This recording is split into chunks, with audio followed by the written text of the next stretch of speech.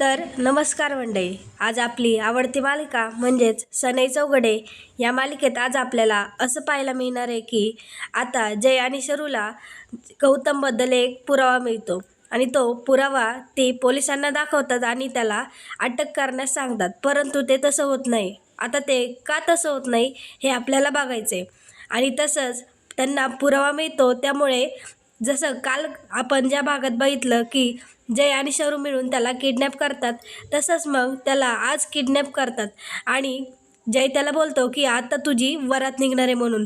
तर ती कशी, तर जय शरू त्याच्या गळ्यात चपलांचा हार घालून त्याची भरमंडपात वरात काढतात. आता ती कशी आणि कोणत्या पुरावा मिळून ते त्याला सिद्ध करून दाखवतात की हा गौतम खूप चुकीचा आहे आणि त्याचं सत्य समोर कसं सगळ्यांसमोर आणतात हे आज आपल्याला बघायचं. तर आता रात्र झालेली असते, हळदसुद्धा लावून झालेली असते, त्यामुळे आसावर विचार करत असते आणि ती गौतमने तिला कशी हळद लावते हे फिलिंग सांगत असते शरूला. शरू तिला बोलते, तू टेन्शन नको घेऊ, तुझं लग्न गौतम खानोलकरांशीच होणार आहे आणि तू आमच्यावर फक्त विश्वास ठेव आणि आता जय आहे ना आपल्यासोबत, त्याच्यावर विश्वास ठेव, तो सगळं नीट करेल म्हणून. इकडे परवांच्या घरी रांगोळी काढलेली असते आणि समायरा त्याचा व्लॉग बनवत असते आणि मग अनु तिथे येऊन बसते, कारण अनुचं आणि तिचं काही पटत नाही. अनु तिथे येऊन बसते आणि बोलते की ही मी काढली म्हणून. तर मग समायरा लगेच तो फोटो डिलीट करते. इकडे उमा सुभाषला आवाज देते आणि सुभाषला विचारते की सगळी तयारी झाली आहे ना, म्हणजे आसावरीच्या सगळ्या साड्या भरल्यात ना, मानपान घेतला आहे ना, आणि जर काही गडबड झाली तर मग सगळं ठीक आहे ना. तर सुभाष तिला बोलतो, हो सगळं झालेलं आहे तयारी, तुम्ही ही पर्स तुमच्याकडे ठेवा, यात काही पैसे आणि काही वस्तू आहे म्हणून. तर मग उमा बोलते की यात सुट्टे पैसे ठेवलेत का, तर सुभाष बोलतं की नाही, मी सुट्टे पैसे आणलेच नाही आहे, मी जातो आणि सुट्टे पैसे घेऊन येतो.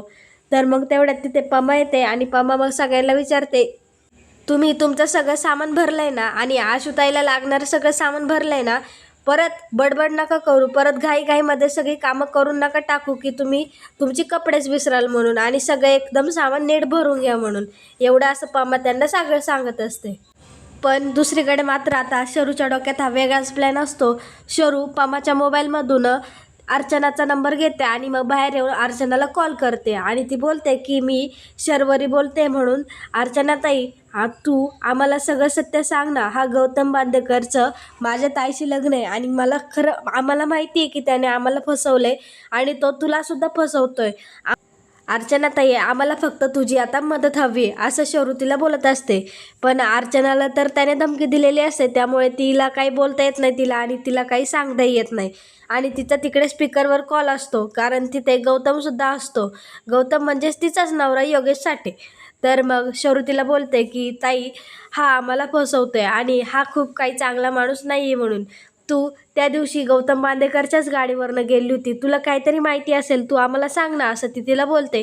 पण अर्चना बोलते, कोण गौतम बांदेकर, मी फक्त एक दिवशी त्याच्यासोबत त्याची लिफ्ट मागितली म्हणून, पण तुम्ही माझ्यासारखेच मागे लागलेत म्हणून तुम्ही असं का करताय, आणि जर मला कॉल केला ना, तर मी आता खरंच तुमची पोलिसांकडे तक्रार करेल.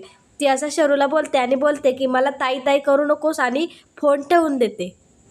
मग अर्चना गौतमला विचारते, तुम्ही हे असं सगळं का करताय, तुम्ही गौतम बांदेकर म्हणून का लग्न करताय आशावरीशी, तुम्ही तिला आता का फसवताय, आपलं लग्न तर झालं आहे ना, ती त्याला असं विचारत असते.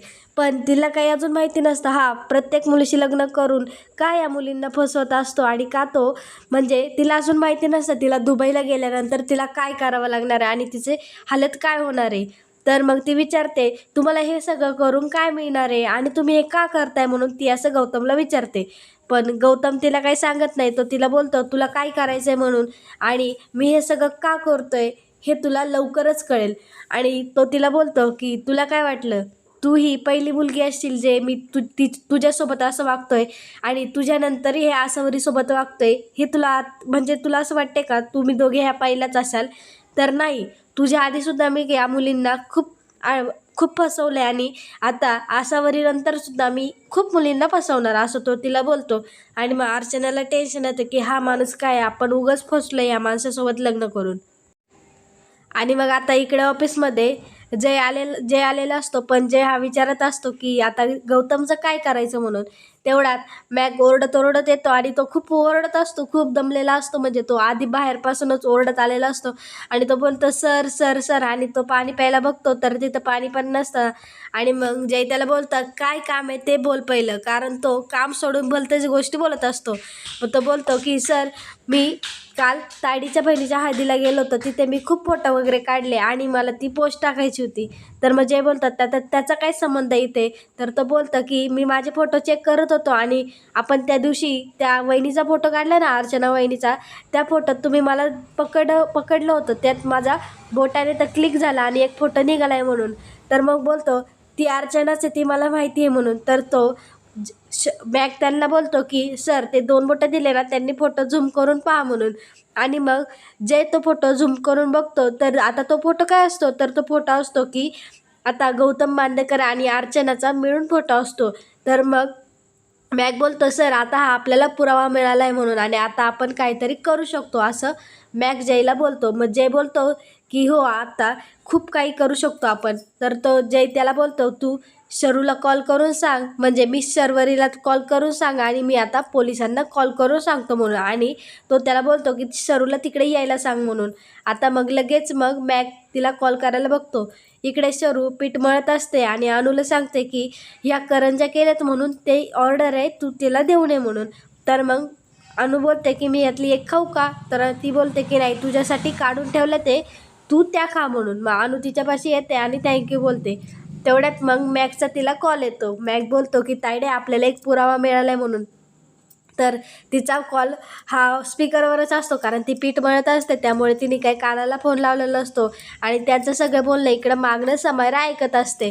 तर तो तिला सगळं काही सांगतो की आता आपल्याला पुरावा मिळाला आहे आणि मी जो फोटो काढला होता त्या फोटोमध्ये गौतम आणि अर्चनाचा फोटोची फ्रेमचा फोटो आला आहे म्हणून, आणि तो पोलिसांना एक पुरावा दाखवू शकतो.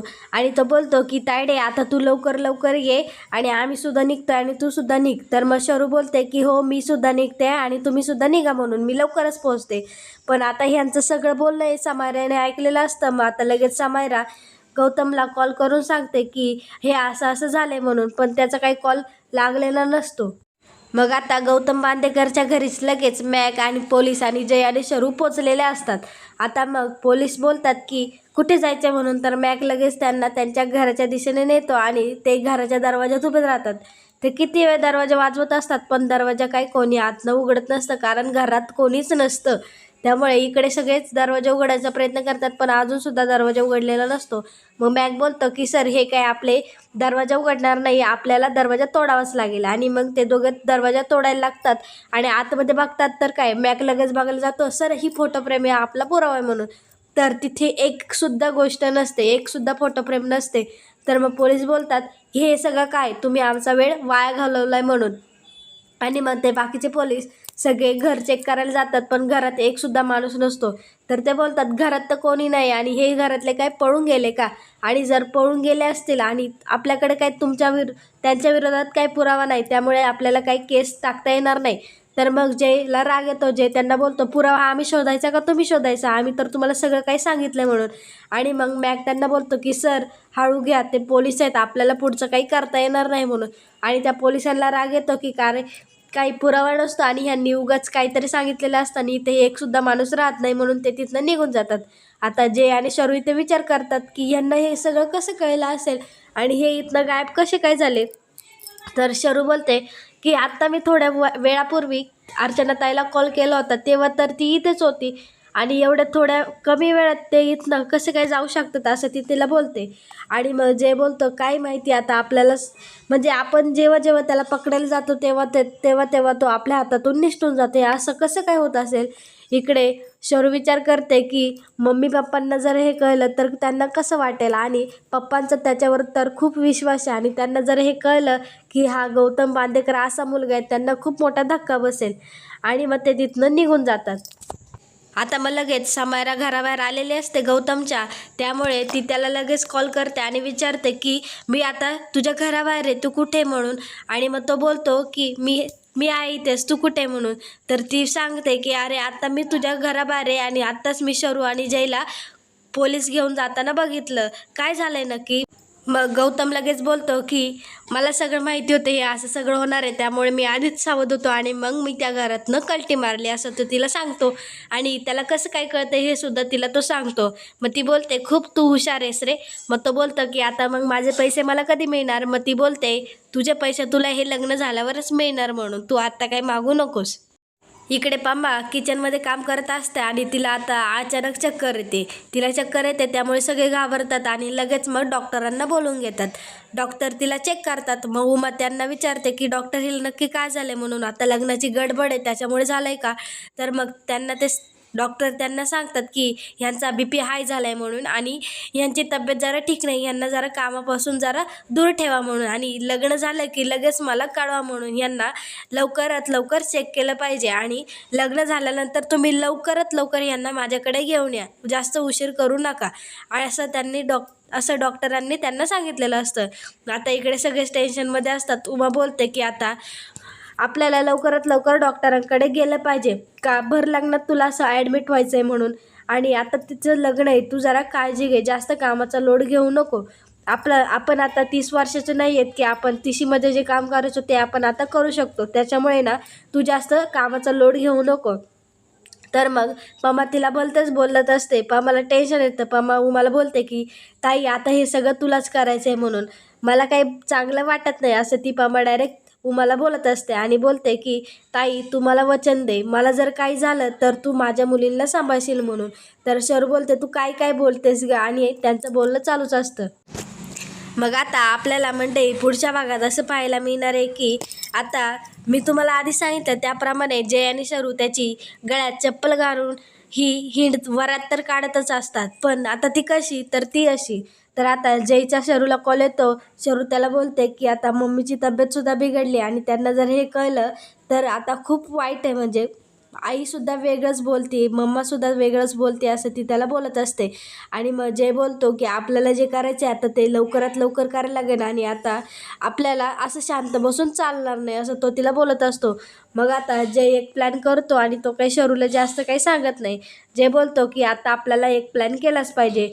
आणि गौतम हा कॉलवर बोलत असतो की आता 15वं लग्न होणार आहे म्हणून, कारण त्याने याआधी 14 मुलींना फसवलेलं असतं आणि आता ही आसावरी 15वी. तर मग तिकडे एक माणूस येतो आणि गौतमला डायरेक्ट किडनॅपच करतो आणि गौतमला किडनॅप केलेलं असतं हे जयनी.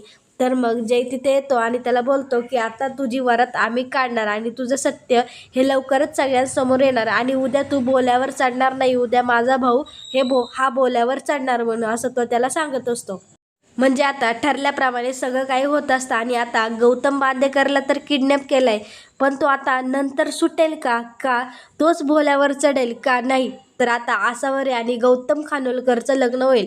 तर ते कसं होईल हे बघायला विसरू नका आणि आपल्या चॅनलला नक्कीच सबस्क्राईब करा.